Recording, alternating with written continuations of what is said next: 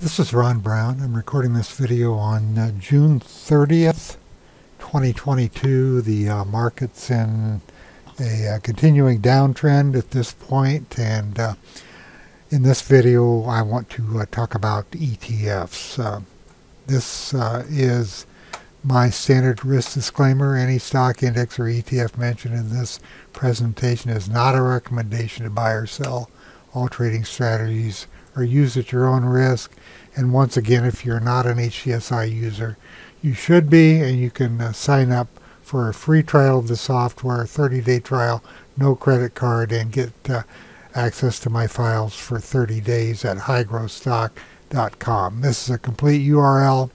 Just pause this video if you want to write it down. Otherwise, go to highgrowthstock.com. If you do, you will find the link for the trial available on the site.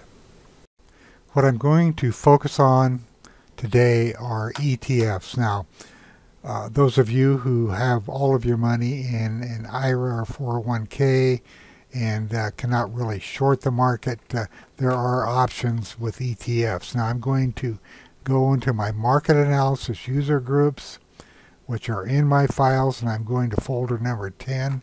These are the most popular ETFs based upon volume. So I'll click through to the warehouse, and the warehouse view that I'm using is under my top-down process views for ETF analysis, and I'm using 1A.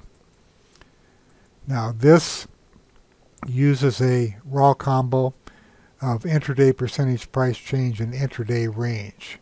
If I bring this combo up, you'll see that it's evenly weighted between the range and the percentage price change.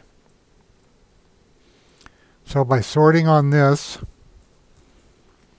I know there's a balance, and I also have the option, of course, of clicking on the individual scans.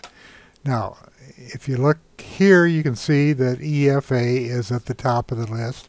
Where's it trading? It's down for the day, but it's now at 98.36% of its daily range. It's up 0.98% from the low, so we're getting some buying on this. Now the market's been down sharply all day today, and let's just take a look at this chart.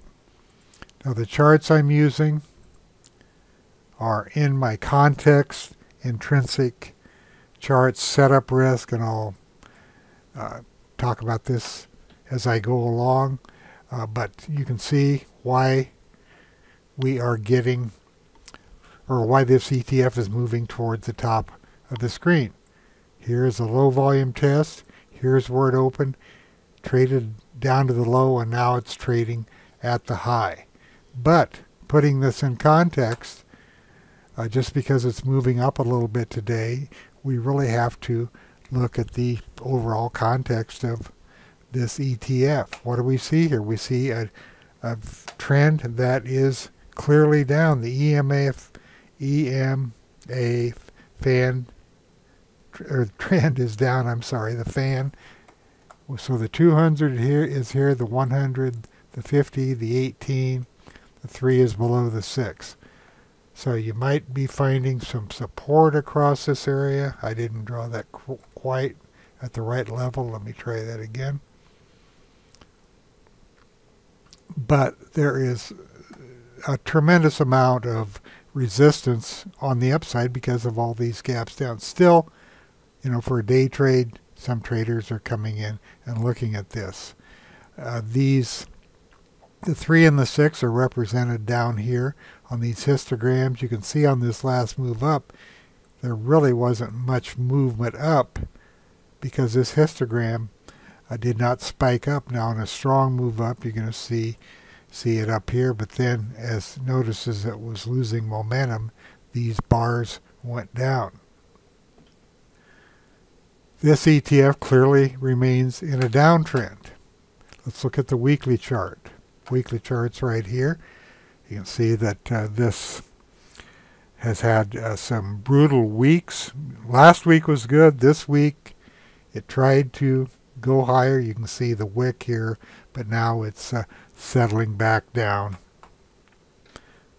Let's look further as this market evolves during the day or rotates. I'm going to look at the QQQ ETF, and where does it stand? It's down 1.33% for the day, but it's currently trading at 52% of its daily range, so it's well off the low. In fact, it's 1.54% off the low, and volume is running above 140% above normal. If we look over here, here's the intraday volume right here. This is yesterday's volume. Here's the estimated volume today. If this continues, that seems really high, but there has been a lot of volume early. So these are just estimates during the day based upon comparing it to prior days, the prior day's volume. Let's go ahead and take a look at that QQQ chart. You can see that everything's in a downtrend. The fan is down. It is well off its low for the day. Going to zoom in on this so you can see the projected heavy volume here. That's represented by this magenta bar. The portion of the bar that is magenta, it looks like most of it's magenta today, is what the estimated volume is going to be by the end of the day. I'm going to right mouse click, I'm going to edit the indicator volume, and you see this right here. If this is checked, this is the estimated intraday volume. If I unselect that, go back to this, notice how the volume just has disappeared so far. So once again, edit the indicator volume. And these volume numbers may or may not be exact, but they give us an idea. Let's go to a different ETF in here. I'll just type it in, SPY, proxy for the S&P 500. Gives us a broader look. Now this, you can see this is under the 90-day moving average. Volume's relatively heavy, but not anywhere near what's happening on the QQQ, which is the proxy for the NASDAQ 100. You can see there's buying coming in here also. Let's take a look at that SPY, and here's the volume so far. This is yesterday's volume. This is the estimated volume, and here's the 90 days. So it's going to be under the 90-day, but still going to be relatively heavy today. I imagine more and more people are just walking away from the market today, preparing for the July 4th holiday, and they're tired of getting beat up because really, look at this. This looked like a really strong market several days ago, and then this week it has just collapsed. You can see the weekly chart over here. The gap down, a lot of strength last week, but we've given most of that back, and this is Thursday. We'll see what happens going into or on Friday. The point of this video, though, is just to show you how you can find the most popular ETFs and get a feel for what the market's doing just by looking at this warehouse view scorecard. ETFs intraday tells you how far off the low these ETFs are, gives you the one-day change, the range. This is the last since the open, and this is the last since the low, and then here is your volume.